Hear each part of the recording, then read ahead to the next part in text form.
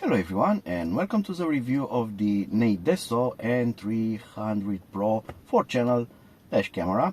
So this uses a STARVIS 2 sensor. It has wireless 6 capability and should record the rear 4K with the main camera, and you get 2 extra side cameras and a rear camera. The side ones are going to be adjustable, and I'm going to unbox it right now. So let's move on.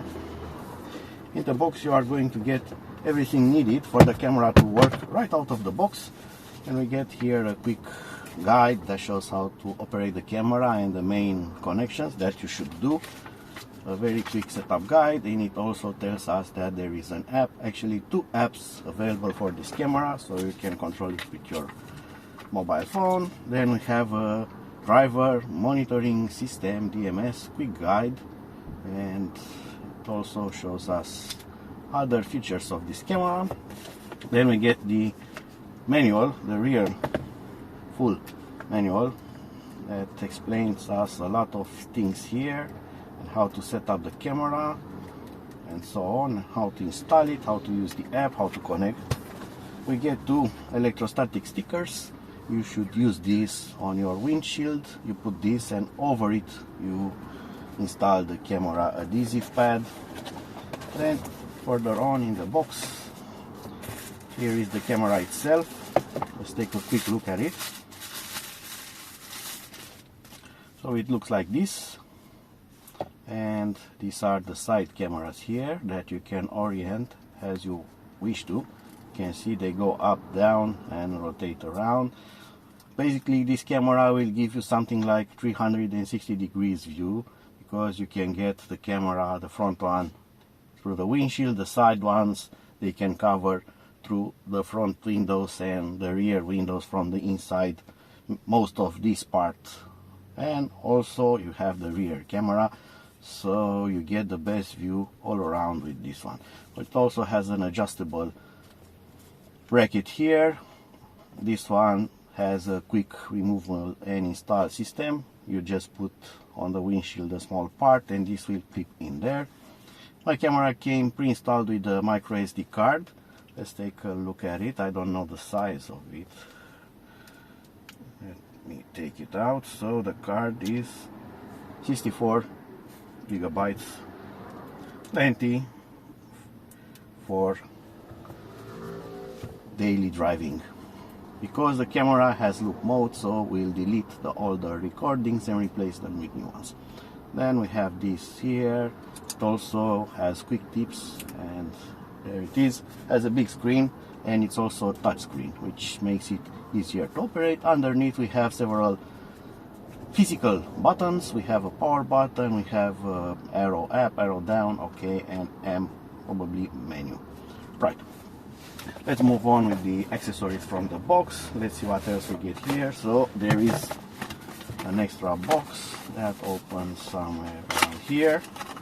So inside this black box we get the mounting bracket and various fixing accessories, such as these wire holders. When you route the cable, if you cannot hide it somewhere else, you can use these to hold it down, and they have adhesive pads on them. And I think that we also get an extra adhesive pad in case you want to replace this. Then we get power supply for it. It comes with a regular power supply. You plug it into your cigarette's charger plug, and it has USB Type-C connector, pretty standard. And here we have the rear camera with a very long cable.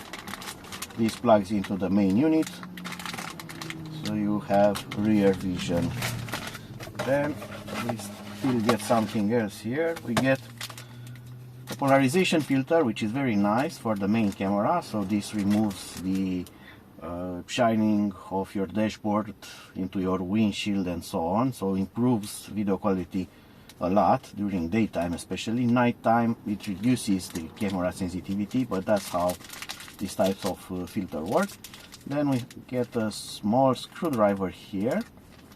It will help us installing this because it has a small screw here on the side, so After you rotate this and get it in position, you just rotate this screw and it will lock there. You get a microfiber cloth, and this tool, which comes in very handy for removing your car trim around and putting the power wire for the camera to hide it away. And that's what you get in. So let's move on further. So before we fully install this and test it out and get the footage from it, let's test it out and see the menu. Let's see if it operates, how it operates. So I have connected power, and I'm going to connect the power to the camera. I like the fact that the USB Type-C cable here, it's bent at 90 degrees, so you can hide it away.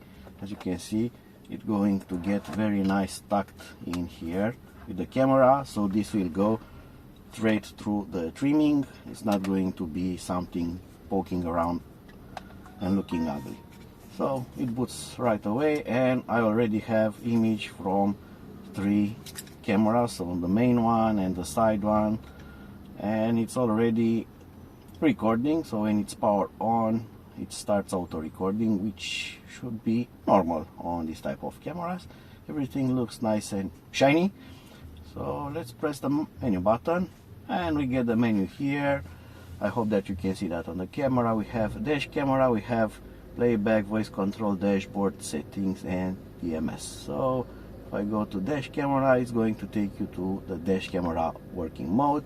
On the playback, you can see the recordings from the camera, and you can select which of the camera you want to see. So you have front, rear, left, right. Very nice feature to be able to select the channel that you want to play back, not all of them in one single list. A very good idea with that. You have voice control, and it has English only, but it has here a list of functions that you can choose or use. Then we have here another dashboard, and on the dashboard it has a nice indication, uses GPS for speed and so on. It's a nice speed meter here, pretty nice. Okay, and settings here are the whole settings of the camera. So you have wireless, you have on this camera, you also have infrared LEDs, so you can enable or disable them or put them on auto. You have loop recording settings, so you can choose here the cycle time, for instance, 3 minutes, 2 minutes. Then you have the G sensor, you can select to enable, disable it, and its sensitivity, so when the camera feels an impact, it's going to lock that recording, save it for later and not delete it. You have parking, and you have parking mode, but for that you need to have the hardwired kit or the radar kit mode. This is the basic one with direct power with no hardwired kit. Then we have the language option, we have a screensaver, clock settings, you can format the card, you can reset the camera and settings, and we still have another page here of the settings. Let's see, we have here GPS status, speed adjustment, speed unit, time zone, and daylight saving time. So pretty much of the settings that you actually need or used to. I haven't seen settings for the recording resolution, but I'm going to install the app now and see what the app does, and we'll see about that. Oh, it's already connected to the GPS, and it's very good GPS, because it feels that I'm moving the camera and already shows me speed here, impressive, and heading, so it reacts very fast for a GPS system. That's pretty amazing. I'm actually impressed about that, because usually the GPS in this type of cameras is very slow, and it's there only to calculate an average speed, but don't react so fast like this one does. Very nice. Okay, so I have also installed the app. Very easy to install and set up it. You just have to enable wireless on the camera. That is very easy. You just hold the OK button, press for a few seconds, and it's going to turn on the wireless. Then you are going to see the wireless of the camera. Connect the phone to the wireless of the camera and then start the app. This app is going to detect the camera right away, and there you go. You have live view from the camera. Here on the screen you can enable it to see Also, you can actually change it to see from any of the 4 cameras, 3 right now, 4 with the rear one when it's connected. So you can choose from which camera you want to see the image, and you can trigger remote control, for instance, to take a picture or record video, start stop recording. Then you get information for altitudes and acceleration and speed, so you get kind of a dashboard. Then you have some basic settings here, such as the wireless name, the camera version. You can update the firmware, you can format the SD card, choosing the recording duration for cycling and so on. And you can also check the recordings here.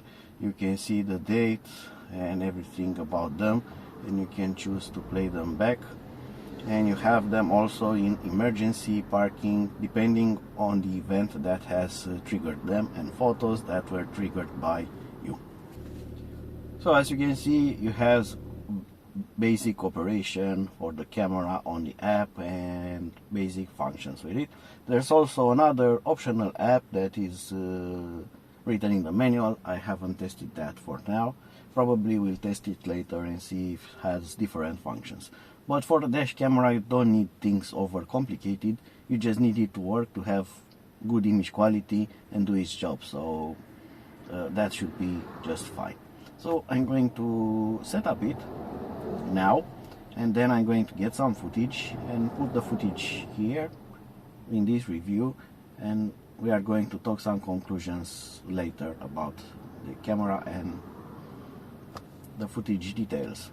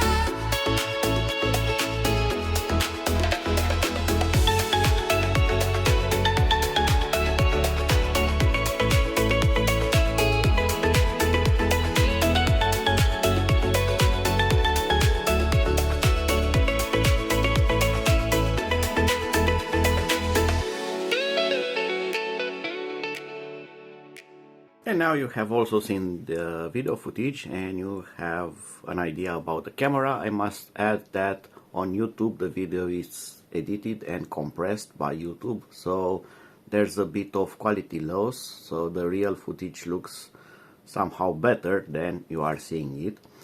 Now my conclusions about the camera. It's a decent camera, you can do your job with it. I like the side cameras because they have pretty good image quality and you get adjustment for them, and adjustment can go up, down and rotate all around, so you can point them as you wish towards your windows, the inside of your car and so on. The rear camera also does its job properly, and I also like the fact that this camera has a detachable base, so you can take it out of your windshield so it doesn't stay there to attract thieves or stay there in summertime where you don't need it to be used, so it doesn't get cooked in your windshield. I also like the pretty straightforward operation, so there's, as you've seen, there's plenty of settings, but you don't have to fiddle with the resolution and frame rate and so on. And in the meantime, I have also talked with the producers of this camera. As they say, it's by design. They chose the best quality frame rate combo for all the cameras, so you don't get worse quality or trying to do something like having too low frame rate and so on. So they adjusted the camera through their tests and decided that you don't need to fiddle with them. That's why you don't see them in the settings. So that was it for now. I hope that you have enjoyed my video, and until my next review, see you and bye bye.